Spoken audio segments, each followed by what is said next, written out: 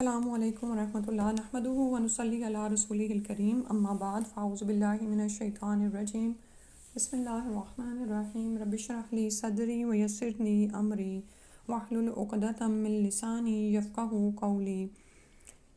حصن مسلم میں پچھلے دفعہ ہم نے شیطان کے شر سے بچنے کی دعائیں پڑھی تھیں، اور اس میں ہم نے دیکھا تھا کہ اذان سن کر بھی شیطان بھاگ جاتا ہے، اور آخری جو دعا ہم نے پڑھی تھی جو تہجد کے وقت بھی پڑھی جاتی ہے اور عام ہماری دعاؤں میں شامل ہے، صبح و شام ہم اس کا 10 دفعہ ورد کرتے ہیں، لیکن اس کو خاص شیطان کے شر سے محفوظ رہنے کے لیے 100 مرتبہ اگر اس کی تسبیح کی جائے تو سارا دن انسان شیطان کے شر سے محفوظ رہتا ہے۔ اسی دعا سے شروع کر لیتے ہیں۔ لا الہ الا اللہ وحدہ لا شریک لہ لہ الملک ولہ الحمد وہو علی کل شیء قدیر۔ اللہ کے سوا کوئی عبادت کے لائق نہیں، وہ اکیلا ہے، اس کا کوئی شریک نہیں ہے، اسی کے لیے بادشاہت ہے اور اسی کے لیے تمام تعریفیں ہیں، اور وہ ہر چیز پر قادر ہے۔ اچھا، بعض اوقات ایسا لگتا ہے کہ بہت وقت لے گی یہ دعا، لیکن اگر ہم نے تہیہ کیا ہو کہ پڑھنی ہے تو زیادہ دیر نہیں لگتی ہے۔ اور آپ یہ دیکھیں کہ ویسے جو ہم ہر وقت پریشان رہتے ہیں اور بعض اوقات جن کاموں کا ہم ارادہ کیے ہوتے ہیں وہ ہمارے ہو نہیں پاتے، اور ساری ڈسٹریکشن ظاہر ہے ہمارے کھلے دشمن شیطان ہی کی طرف سے آ رہی ہوتی ہیں، تو اگر ہم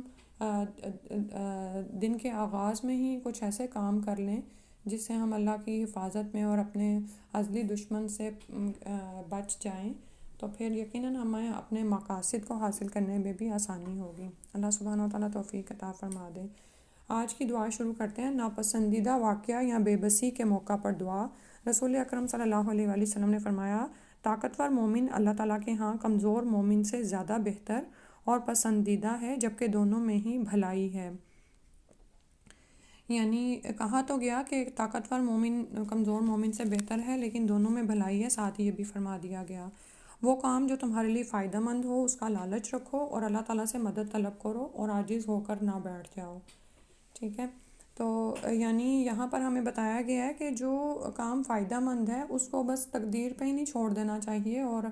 یہ نہیں سوچنا چاہیے کہ اچھا ہو جائے گا، یا یہ کہ ہرس ہی نہ رکھی جائے، بلکہ جو چیز تمہارے لیے فائدہ مند ہے اس کا لالچ رکھو، اور جب انسان کسی چیز کا لالچ رکھتا ہے تو اس کے لیے کام بھی کرتا ہے، ٹھیک ہے، اٹھ کے ریسورسز استعمال کرتا ہے اور پھر اللہ تعالیٰ سے مدد بھی طلب کرتا رہے، اور عاجز ہو کر نہ بیٹھ جائے۔ عاجز ہونے کا مطلب یہ ہے کہ ہاتھ پاؤں چھوڑ کے بیٹھ جانا اور ایسے محسوس کرنا کہ جیسے میں یہ کام نہیں کر سکتی۔ یہ جسمانی طور پر بھی ہو سکتا ہے یا ذہنی طور پر بھی، یا بعض اوقات ہم روحانی طور پر اتنے کمزور ہو رہے ہوتے ہیں کہ جو کام ہمارے فائدے کا ہوتا ہے ہم اس کو کر نہیں رہے ہوتے اٹھ کے، ٹھیک ہے۔ تو آپ یہ دیکھیں کہ جب آپ کوئی کام کرنے لگیں گے اس میں بھی آپ کو ظاہر طاقت بھی چاہیے اور آپ کو کمٹمنٹ بھی چاہیے، اور ایک جو اپنے اندر سے ایک طاقت آپ نے خود کو دینی ہوتی ہے، یعنی بعض اوقات آپ کے پاس جسمانی طاقت تو ہوتی ہے کسی کام کو کرنے کے لیے، لیکن ذہنی یا روحانی طاقت نہیں بن پا رہی ہوتی، ٹھیک ہے۔ تو اس وقت خود کو انسان اٹھائے، اس کے لیے کام میں لگ جائے، جس کام کے میں اس کے لیے بھلائی رکھی گئی ہے اس کے لیے کام میں لگ جائے، اس کے لیے ذرائع کو استعمال کرے، اللہ سے مدد طلب کرے اور عاجز ہو کر نہ بیٹھے۔ اور اگر کوئی نقصان پہنچ جائے تو یہ نہ کہو اگر میں اس طرح کرتا تو ایسے ایسے ہو جاتا، بلکہ اس طرح کہو اللہ تعالیٰ نے اسے تقدیر میں لکھا اور جو چاہا کیا، بے شک کلمہ لو یعنی اگر کہنا شیطانی عمل دخل کا آغاز ہے، ٹھیک ہے۔ یعنی اور یہ ہماری عموماً زندگی میں ہوتا ہے، اس کو بہت زیادہ دھیان سے پڑھنے کی اور سمجھنے کی ضرورت ہے کہ اللہ کے رسول فرما رہے ہیں صلی اللہ علیہ وسلم کہ اگر کوئی نقصان پہنچے تو ایسے نہیں کہنا کہ اگر ایسے ایسے ہو جاتا تو ایسے نہ ہوتا، ٹھیک ہے۔ تو کیونکہ لو کہنا کہ اگر ایسا میں کر لیتی تو میں اس نقصان سے محفوظ رہتی، یا میں ویسا کر لیتی، ہوتا ہے نا بعض اوقات کہ آپ کے سامنے دو راہیں ہوتی ہیں اور آپ بعض اوقات تو بالکل آپ وہ کام کرنے لگتے ہیں جس میں آپ کو نتیجہ آپ کو اچھا ملنے والا ہوتا ہے، لیکن کچھ پتہ نہیں چلتا، ظاہر ہے انسان کی قسمت میں لکھا ہوتا ہے کہ باوجود اس کے کہ وہ کوشش کر رہا ہوتا ہے، یا اور اتنے میں کیا ہوتا ہے کہ ساتھ میں کسی کی بات سن کر وہ کام کر بیٹھتا ہے جس سے اس کی وہ بھلائی جاتی رہتی ہے اور اس کو نقصان پہنچ جاتا ہے۔ اب جو ہونا تھا نا وہ ہو گیا، سمجھایا یہ جا رہا ہے، اب اس پہ لو اگر ایسا میں کرتی تو ایسا نہ ہوتا۔ اور بعض اوقات کچھ خواتین کی عادت ہوتی ہے کہ وہ اس بات کو لے کے اتنا پکڑ لیتی ہیں کہ آگے جو بھلائی کے مواقع ہیں ان کو بھی ہاتھ سے کھو دیتی ہیں۔ بعض اوقات کی نماز، فرض نماز کا وقت ہو گیا ہے لیکن نقصان کا احساس دل سے جا ہی نہیں رہا ہے، اور فرض نماز بھی اسی بے چینی میں اور قلق میں گزار دی۔ حالانکہ ہمیں کیا حکم ہے کہ ہم جب اللہ کی طرف رجوع کریں تو انابت تامہ کریں، یعنی مکمل طور پر اس کی طرف رجوع کریں اور اپنے دل کو ایسے تمام خیالات سے پاک کر دیں، ٹھیک ہے؟ جو قسمت میں تھا وہ لکھ ہو گیا، اب آپ نے اس پہ کیا کہنا ہے؟ قدر اللہ وما شاء فعل، کہ اللہ تعالیٰ نے اسے تقدیر میں لکھا اور اس نے جو چاہا کیا، ٹھیک ہے؟ یعنی ہم پر اسباب کو استعمال کرنا چھوڑا گیا ہے، ہمیں اس چیز کی کیا اختیار دیا گیا ہے کہ ہم اپنے لیے فائدے کی چیزوں کو حاصل کریں اور نقصان سے بچیں، لیکن جو انجام ہے نا وہ ہمارے اختیار میں نہیں ہے۔ اس کو بہت زیادہ سمجھنے کی ضرورت ہے، اس سے ہمارا نا تقدیر پر ایمان بھی مضبوط ہو جائے گا، اور ہم جو بعض اوقات خود شیکی ہو جاتے ہیں، لوگوں کی باتوں میں آ جاتے ہیں کہ آخر میری تقدیر میں یہ لکھا ہی ہوا تھا تو میں ایسے نہ ہی کرتی، نہ میں اتنا مال ضائع کرتی اور مجھے یہ نقصان ہی پہنچنا تھا، یا ایسی بے شمار باتیں جو بھی ہمارے ذہن میں آتی ہیں۔ تو انسان کو نا ایک حد تک اختیار کی آزادی دی گئی ہے، لیکن اس کو یاد رکھنا چاہیے کہ وہ اس دنیا میں اسباب میں بھی قید ہے، اور اللہ سبحانہ تعالیٰ نے اس کی تقدیر مقدر کر دی ہے، وہ اس کے گلے کے ساتھ لٹکی ہوئی ہے۔ اب اس کا مطلب یہ بھی نہیں ہے کہ وہ اپنے اختیار کو استعمال نہ کرے، یعنی سمجھنے کا مطلب یہ ہے کہ انسان آزاد بھی ہے لیکن پاب زنجیر بھی ہے، یعنی زنجیروں میں جکڑا بھی ہوا ہے۔ ہم اس دنیا سے بھاگ کے کہیں نہیں جا سکتے، ہم وقت سے نکل کے کہیں بھاگ نہیں سکتے، ہم اپنے آپ کو اسباب سے چھڑا نہیں سکتے، ٹھیک ہے؟ یہ دنیا اس طرح بنی ہے، اسی میں ہمیں اختیار کی آزادی بھی دی گئی ہے اور ہمیں قید بھی رکھا گیا ہے۔ اور آپ یہ دیکھیں کہ اگر انسان کو قید نہ رکھا جاتا تو پھر دنیا کی یہ حالت نہ ہوتی، بلکہ دنیا آسمانوں دنیا کا نظام جو ہے وہ قائم ہی نہ رہتا، ٹھیک ہے؟ یعنی انسان کو اگر مکمل اختیار دے دیا جاتا تو پھر آپ یہ دیکھیں نا کہ وہ شر کی جو انسان کے اندر وہ رکھی گئی ہے کہ وہ شر کی طرف بھی مائل ہوتا ہے، تو پھر تو شریر لوگ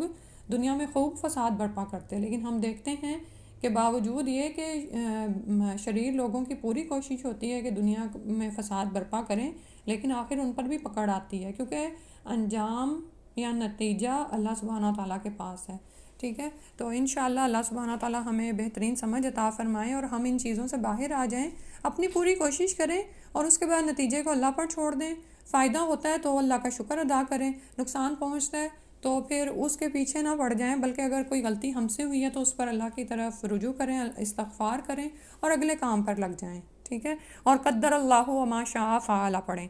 اس کے بعد ہے بچے کی پیدائش پر مبارکباد اور اس کا جواب، اور اس میں ہم نے کیا کہنا ہے، یعنی ہم اگر سنت کے مطابق یہ کریں گے تو آپ یہ دیکھیں کہ جس کو مبارکباد دینی ہے اس کو مبارکباد بھی پہنچ جائے گی، اور آپ کو بیٹھے بٹھائے سنت کا ثواب بھی پہنچ جائے گا جو آپ کو آخرت میں فائدہ دے گا۔ تو دعا کیا ہے؟ بارک اللہ لکا فی الموہوب لکا، اللہ تعالیٰ اس عطا کردہ نعمت یعنی بچے میں تیرے لیے برکت عطا فرمائے۔ وشکرت الواہب و بلغ اشدہ، اور تو دینے والے کا شکر ادا کرے اور وہ بچہ اپنی جوانی کی عمر کو پہنچے، ورزقت برہ، اور تجھے اس کی بھلائی نصیب ہو۔ اور دوسرا اس کے جواب میں یہ کلمات کہے گا، بارک اللہ لک و بارک علیک و جزاک اللہ خیر و رزقک اللہ مثلہ و اجزل ثوابک، اللہ تجھے برکت عطا فرمائے اور تیرے اوپر برکتوں کا نزول ہو، اور اللہ تعالیٰ تجھے بہتر بدلہ عطا فرمائے، اور اسی طرح کا تجھے بھی اللہ عطا فرمائے، اور اللہ تجھے بہترین ثواب عطا فرمائے۔ اور آخری دعا جو آج ہم نے کرنی ہے کہ بچوں کو کن کلمات کے ساتھ پناہ دی جائے، یعنی جو آپ صبح و شام کے اذکار پڑھتے ہیں نا ان کے ساتھ ہی یہ اذکار بھی پڑھ لیا کریں بچوں کو اللہ کی حفاظت میں دینے کے لیے۔ رسول اللہ صلی اللہ علیہ وآلہ وسلم حسن اور حسین رضی اللہ عنہما کو ان کلمات کے ساتھ پناہ دیتے تھے، اعیذکما بکلمات اللہ التامۃ من کل شیطان وہامۃ ومن کل عین لامہ، میں تم دونوں کو اللہ تعالیٰ کے کامل کلمات کے ساتھ ہر شیطان اور زہریلے جانور سے اور ہر لگ جانے والی نظر سے اللہ کی پناہ میں دیتا ہوں، ٹھیک ہے؟ تو یہ کلمات جو ان سے ہیں وہ دونوں سامنے ہوں تو بھی پڑھے جا سکتے ہیں، اور اسی طرح ایک روایت سے جیسے ہمیں پتہ چلتا ہے کہ ابراہیم علیہ السلام اپنے دو بیٹوں یعنی اسماعیل اور اسحاق اور اسماعیل علیہ السلام کو انہی کلمات کے ساتھ اللہ کی پناہ میں دیتے تھے، اور ہم جانتے ہیں کہ یہ دونوں ہی بیٹے ان کی آنکھوں سے اوجھل تھے، دور رہتے تھے، یا ایک اگر ساتھ بھی تھا یا کبھی وہ ان کے پاس ملنے بھی گئے تو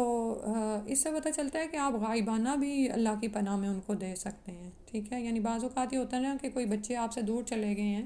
دل بے چین ہے، تو آپ یہ اپنی روٹین میں شامل کر لیں کہ ان کلمات کے ساتھ ان کو اللہ کی پناہ میں دیں، اور اپنے لیے یہ پڑھنا ہو تو اعوذ بکلمات اللہ التامات من کل شیطان و ہامۃ و من کل عین لامہ، ٹھیک ہے۔ تو جن کے لیے بھی آپ چاہیں، اور دعا بہت خوبصورت ہے، میں تم دونوں کو اللہ تعالیٰ کے کامل کلمات یعنی مکمل کلمات، ہم اللہ تعالیٰ کے کلمات کا احاطہ نہیں کر سکتے، ٹھیک ہے۔ تو جو صبح دعا ہے نا، سبحان اللہ و بحمدہ عدد خلقہ و رضا نفسہ و زنۃ عرشہ و مداد کلماتہ، ٹھیک ہے، اس میں بھی آپ دیکھیں کہ جس سے اس کے کلمات بھرے ہوئے ہیں، تو ہم اس کے کلمات کا احاطہ نہیں کر سکتے، اور ہمیں ان کا علم بھی پورا نہیں دیا گیا، تو کہا کہ میں اللہ تعالیٰ کے کامل کلمات کے ساتھ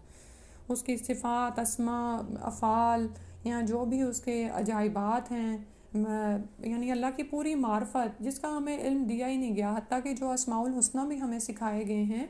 وہ بھی جتنے ہمیں وحی الہی کی روشنی میں ہم تک پہنچے، اس کے علاوہ بھی بے شمار ہیں جن کا ہم علم نہیں رکھتے ہیں،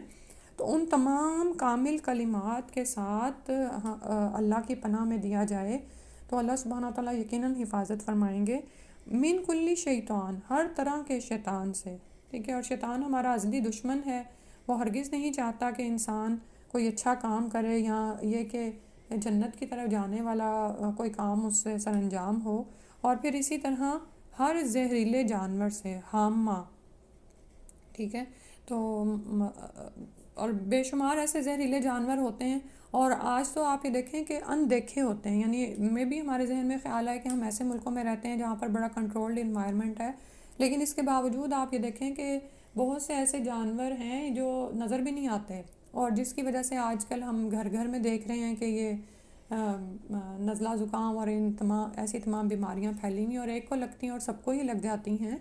تو اس کے لیے بھی کیا ہے کہ اللہ سبحانہ تعالیٰ کی پناہ میں آ جائے، وَمِن كُلِّ عَيْنٍ لَامَّةٍ، اور ہر لگ جانے والی نظر سے، ٹھیک ہے۔ اور ہر نعمت والے سے حسد کیا جاتا ہے نا، اور حسد اور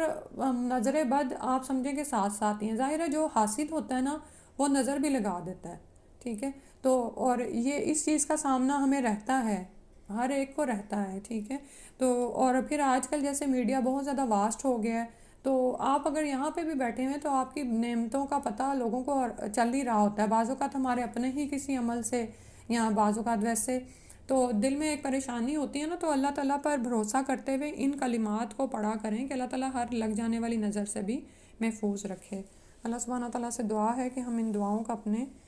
روزمرہ زندگی میں شامل کر لیں، آمین۔